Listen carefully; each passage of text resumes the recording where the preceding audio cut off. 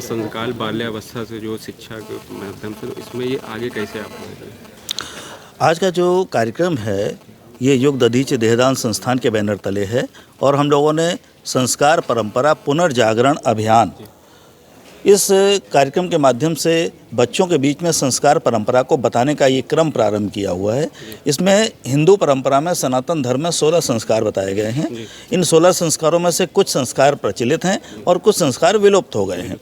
जो संस्कार विलुप्त हो गए हैं, यदि उन संस्कारों के बारे में कम से कम हम आने वाली पीढ़ी को बता सकें तो निश्चित रूप से ये जो नई पीढ़ी आ रही है ये अपनी सनातन परंपरा के बारे में उन गहराइयों को जान सकेगी जो हमारे ऋषि मुनियों ने बहुत सी रिसर्च और बहुत सारी शोध करके प्राप्त किए थे।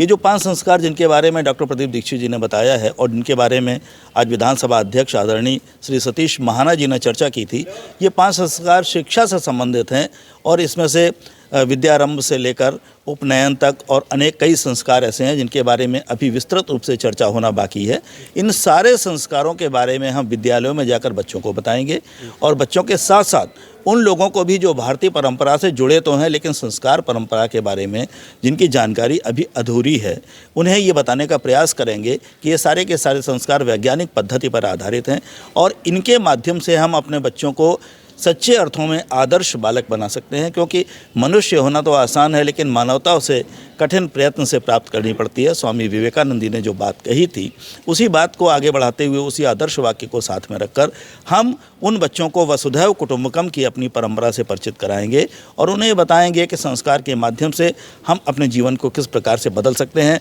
जिस तरह से पारा खाने से व्यक्ति की मृत्यु हो सकती है लेकिन पारद भस्म से उसका अग्नि संस्कार कर देने के बाद वही पारद भस्म जीवन रक्षक दवाइयों में पड़ती है।